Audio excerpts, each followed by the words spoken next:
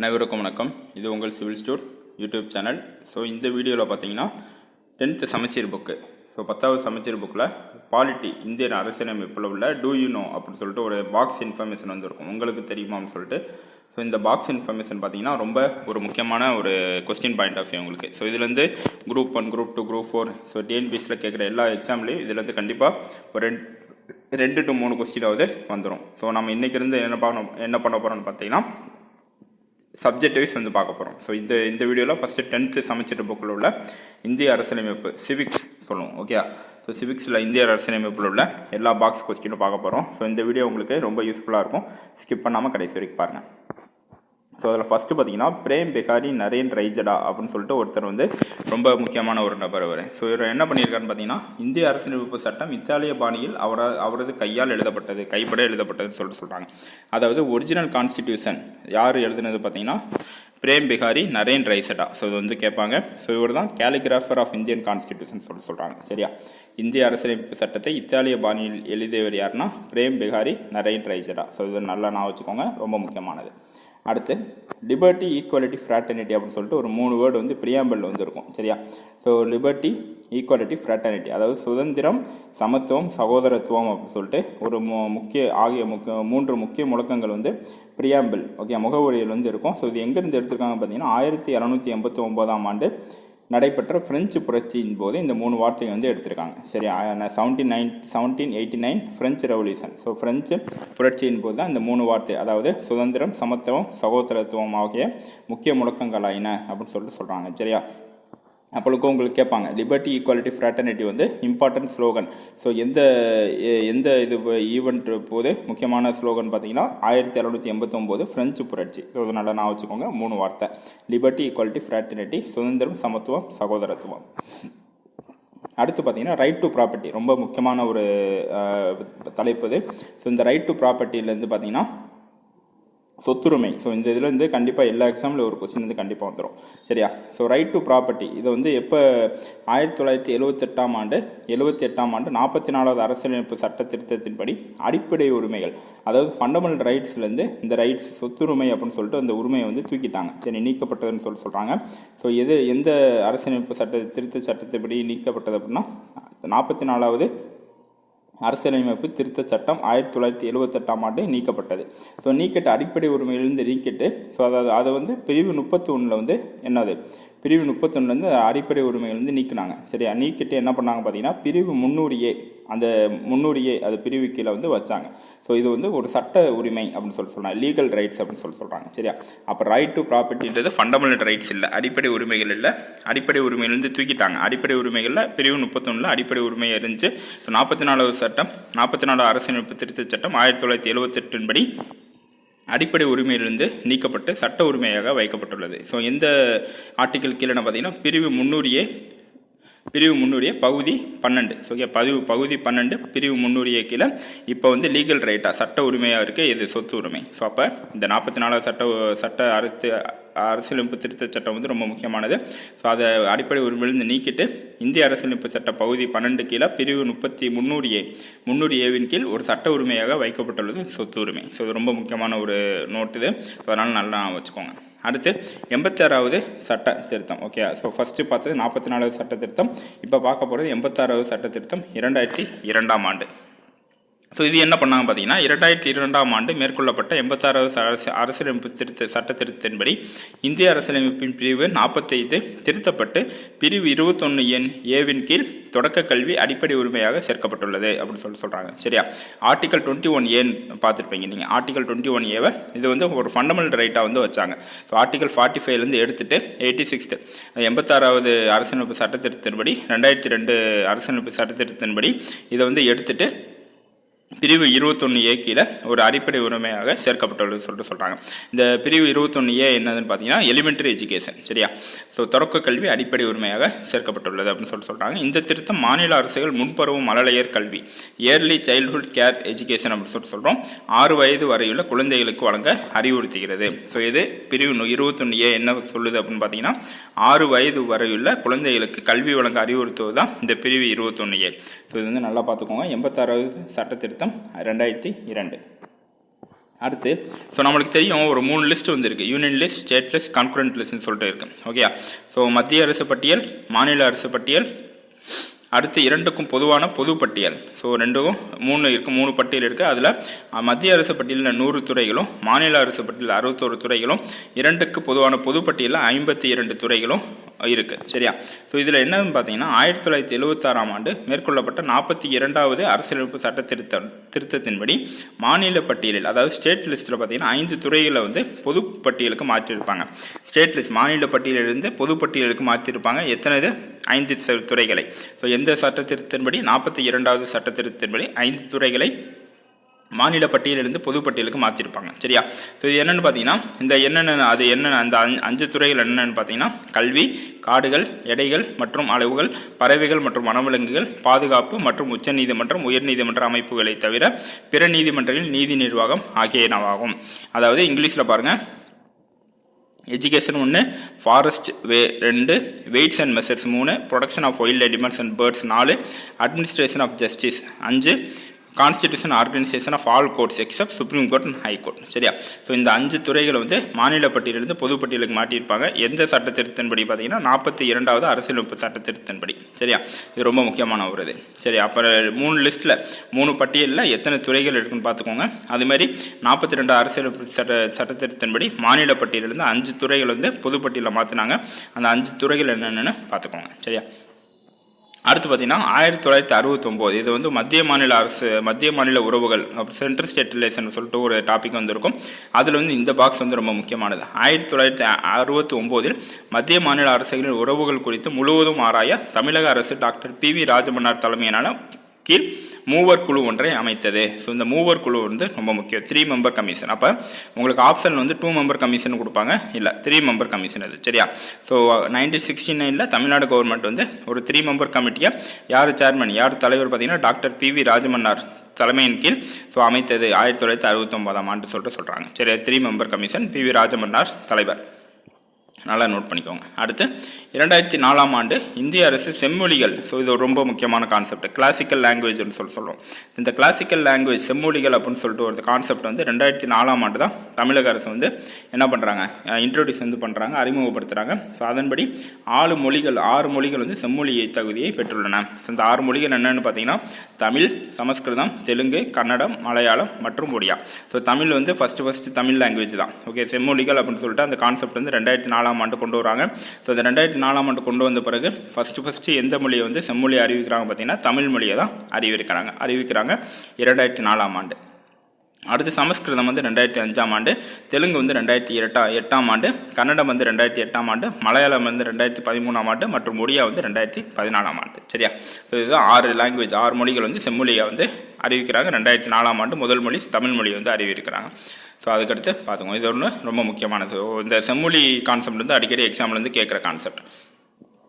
அடுத்து 42வது சட்ட திருத்தம், அரசியலமைப்பு 42வது சட்ட திருத்தம் வந்து நம்ம என்ன சொல்கிறோம், மினி கான்ஸ்டிடியூஷன் சொல்கிறோம், குறு அரசியலமைப்பு அப்படின்னு சொல்கிறோம். சரியா?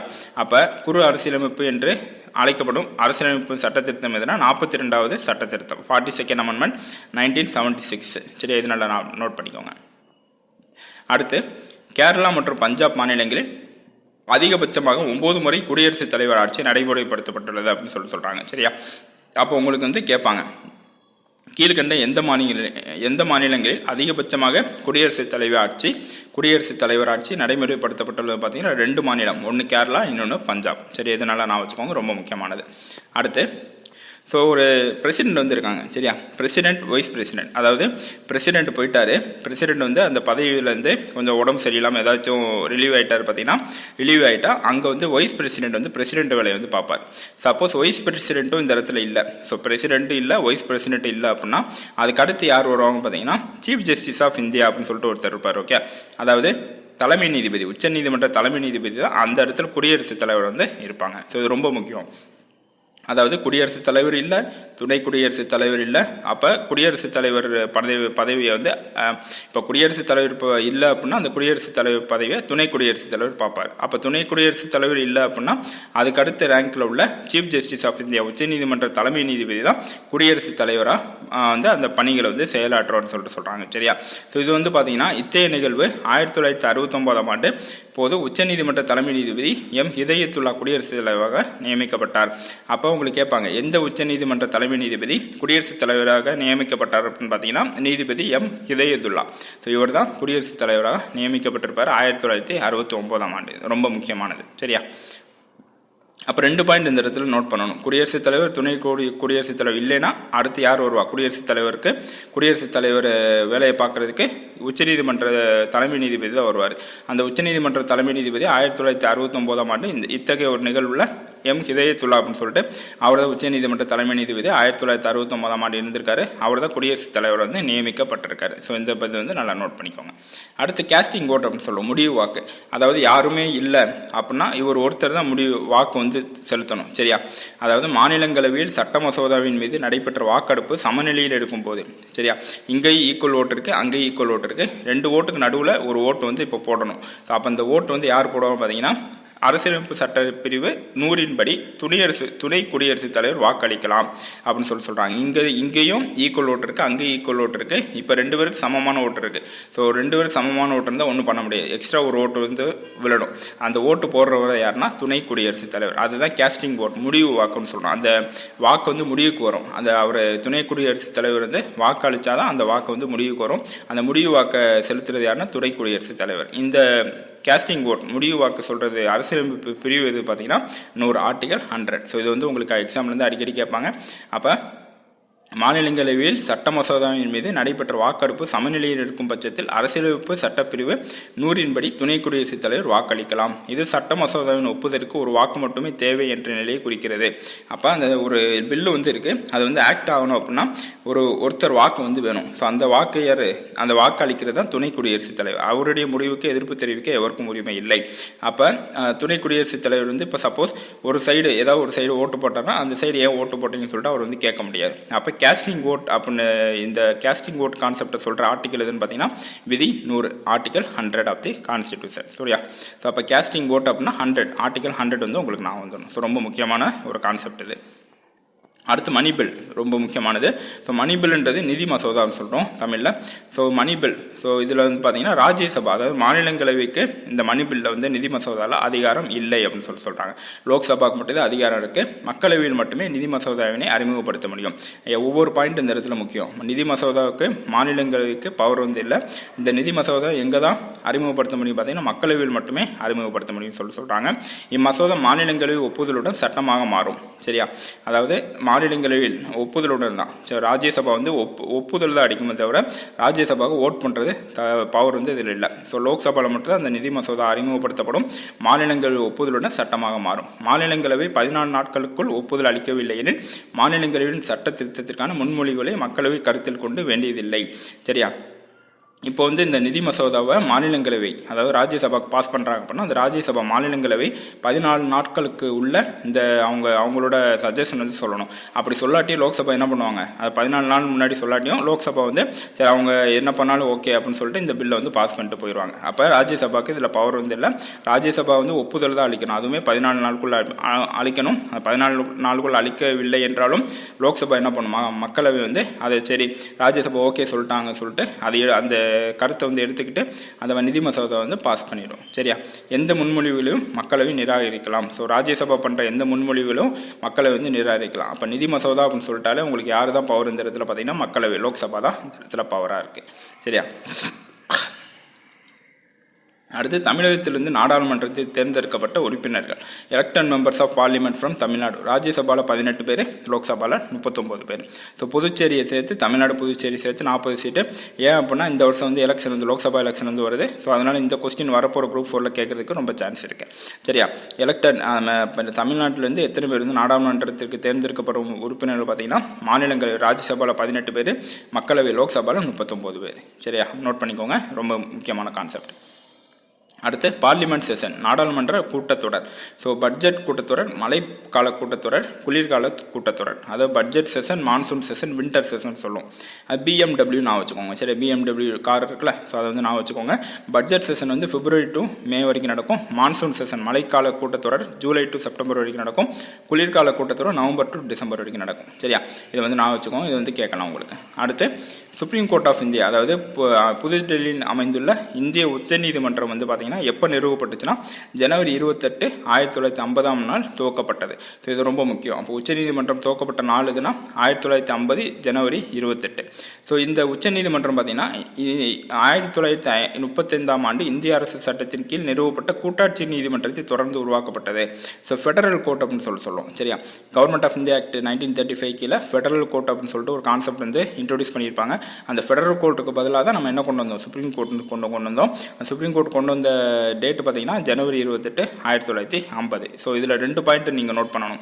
ஒன்று வந்து ஃபெடரல் கோர்ட்டுன்ற concept government of India act 1935 ஆண்டு இந்திய அரசு சட்டத்தின்படி கொண்டு வந்தது. அந்த ஃபெடரல் கோர்ட்டுக்கு பதிலாக தான் இந்த இடத்துல 1950 ஜனவரி 28 புதுடெல்லியில் இந்திய உச்சநீதிமன்றம் வந்து கொண்டு வந்திருக்காங்க. சரியா, ஸோ அடுத்து பார்த்தீங்கன்னா தமிழ்நாடு லெஜிஸ்லேட்டிவ் அசம்பிளி, அதாவது தமிழ்நாடு சட்டமன்ற உறுப்பினர்கள் மொத்த எண்ணிக்கையின்படி 234 பேர். சரியா, தமிழ்நாட்டில் சட்டசபையில் 234 பேர். அப்போ மக்களவையில் வந்து எத்தனை உறுப்பினர்னு சொல்லிட்டு நீங்கள் வந்து கமெண்ட்டில் வந்து சொல்லுங்கள். மக்களவையில் இப்போதைக்கு எத்தனை உறுப்பினர் இருக்காங்கன்னு சொல்லிட்டு கமெண்ட்டில் வந்து சொல்லுங்கள். சரியா, இந்த 234 பேரில் 15 விழுக்காடு வந்து யார் இருக்கணும், அமைச்சராக இருக்கணும். ஸோ அமைச்சரோட எண்ணிக்கை வந்து 15 விழுக்காடு இருக்கணும். அதாவது 234 15 விழுக்காடு 15% அப்படின்னா 36 பேர் வந்து அமைச்சராக வந்து இருக்கணும். சரி, இது வந்து ரொம்ப முக்கியமான கான்செப்ட். உங்களுக்கு கேட்பாங்க எந்த % வந்து 234 பேரில் எத்தனை % வந்து மினிஸ்டராக இருக்கணும்னு பார்த்தீங்கன்னா 15% வந்து மினிஸ்டராக வந்து இருக்கணும். சரியா, இது வந்து நான் வச்சுக்கோங்க.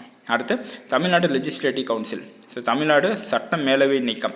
தமிழ்நாட்டில் வந்து ஒரு ஸ்டேட்டில், சில ஸ்டேட்டில் 2 மேலவை வந்து இருக்கும். ஓகே, 2 அவை வந்து இருக்கும். ஒன்று சட்ட மேலவை, ஒன்று சட்ட கீழவை. லோக்சபா ராஜ்யசபா இருக்கிற மாதிரி இங்கே வந்து சட்டசபையில் வந்து 2 ஈரவை வந்து இருக்கும். ஸோ அதனால் தமிழ்நாட்டில் வந்து சட்ட மேலவை வந்து இல்லை. அந்த சட்ட மேலவை வந்து எப்போ நீக்கப்பட்டுச்சுன்னு பார்த்தீங்கன்னா 1986 இயற்றப்பட்ட தமிழ்நாடு சட்ட மேலவை மசோதா அப்படின்னு சொல்லிட்டு ஒரு மசோதா வந்து 1986 வந்து இயற்றினாங்க. அந்த மசோதாவின்படி தமிழ்நாட்டில் சட்ட மேலவை நீக்கப்பட்டதுன்னு சொல்லிட்டு சொல்கிறாங்க. சரி, இந்த சட்டம், அதாவது அந்த தமிழ்நாடு சட்ட மேலவை நீக்க மசோதா வந்து எப்போ சட்டமாக்கப்பட்டதுன்னா நவம்பர் 1, 1986. ஸோ நவம்பர் 1, 1986 தான் இந்த தமிழ்நாடு சட்ட மேலவை மசோதா வந்து சட்டமாக்கப்பட்டது. ஸோ ரொம்ப முக்கியம். இப்போ தமிழ்நாடு சட்ட மேலவை மசோதா தான் 1986 தமிழ்நாடு சட்ட மேலவை வந்து நீக்கப்பட்டுச்சு. அந்த நீக்கப்பட்ட மசோதா வந்து எப்போ சட்டமாக்கப்பட்டுச்சுன்னா நவம்பர் 1, 1986 சட்டமாக்கப்பட்டுச்சு. இது 2 பாயிண்ட்டும் உங்களுக்கு முக்கியம். ஸோ அவ்வளோதான். ஸோ இதுதான் 10th சமச்சீர் புக்கில் உள்ள polity do you know facts. So உங்களுக்கு தெரியுமா? இதே மாதிரி அடுத்து வந்து நம்ம 8th புக்கில் இருக்கிற பாலிட்டி. ஓகே, 8th புக்கில் இந்திய அரசியலமைப்பில் இருக்கிற டூ யூ நோ உங்களுக்கு தெரியுமா வந்து பார்க்கலாம். ஸோ இந்த வீடியோ பிடிச்ச லைக் பண்ணுங்கள், ஷேர் பண்ணுங்கள், சிவில் ஸ்டூட் சேனலை சப்ஸ்கிரைப் பண்ணுங்கள். Thank you friends.